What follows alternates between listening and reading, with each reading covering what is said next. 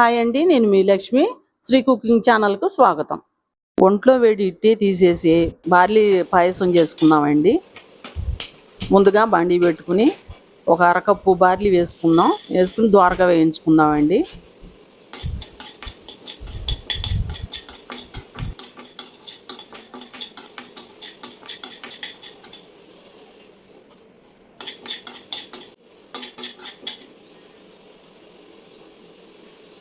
వేగిపోయినాయండి, చల్లార్చుకుని mixie పట్టుకుందాం. Stove వెలిగించుకుని అదే బండి పెట్టుకుని నేను ఒక 5-6 గంటలు నానబెట్టుకున్నానండి. ఒక హాఫ్ కప్పు సగ్గుబియ్యం దాంట్లో వేసేసుకుందాం. ఏంద్రా, ఇంకో కప్పు వాటర్ వేసుకుందామండి. వేసుకుని ఉడికించుకుందాం.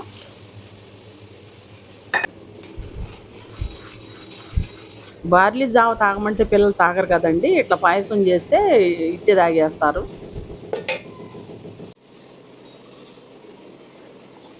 తర్వాత దాన్ని ఒక గిన్నెలో వేసుకుని ఒక కప్పు వాటర్ వేసుకుని ఉండలు లేకుండా కలుపుకుందామండి. దాన్ని పక్కకు పెట్టేసుకుందాం.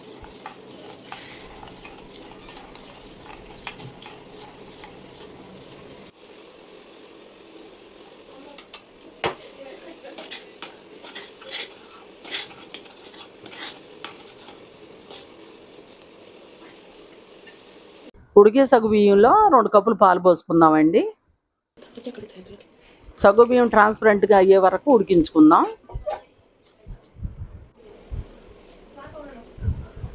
తర్వాత ఈ దాంట్లో యాడ్ చేసుకుందాం. ట్రాన్స్పరెంట్గా అయిపోయింది. ఈ బార్లీ లిక్విడ్ దాంట్లో యాడ్ చేసుకుందాం.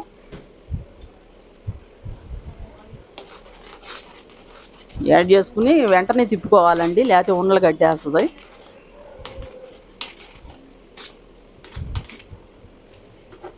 కొంచెం చిక్కబడే వరకు వేసుకుందాం. తర్వాత 3/4 కప్పు బ్రౌన్ షుగర్ వేసుకున్నానండి నేను. మీరు బెల్లం అయినా వేసుకోవచ్చు, బెల్లం అయినా షుగర్ అయినా మీ ఇష్టం, ఏది కావాలంటే అది యాడ్ చేసుకోండి.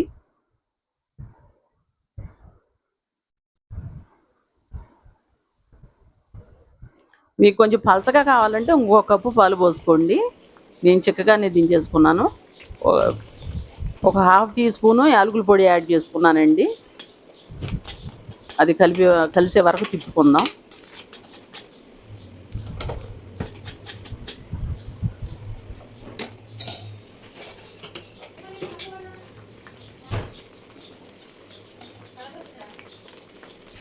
తర్వాత స్టవ్ ఆఫ్ చేసుకుని పాయసం అయిపోయిందంటే ఒక పక్కకు పెట్టేసుకుని స్టవ్ ఆన్ చేసుకుని బండి పెట్టుకుని 2 టేబుల్ స్పూను గీ యాడ్ చేసుకుందాం. అది కాగిన తర్వాత ఓ 10 కాజు తీసుకున్నానండి, ఓ 15 కిస్మిస్ తీసుకున్నాను. అవి చిన్న ముక్కలుగా కట్ చేసుకుని దాంట్లో యాడ్ చేసుకుందాం. అది వేయించుకుందామండి. మీ దగ్గర ఏ డ్రై ఫ్రూట్స్ ఉంటే ఆ డ్రై ఫ్రూట్స్ వేసుకోండి. అవి వేగిన తర్వాత అవి నెయ్యితో సహా దాంట్లో వేసేసుకోండి.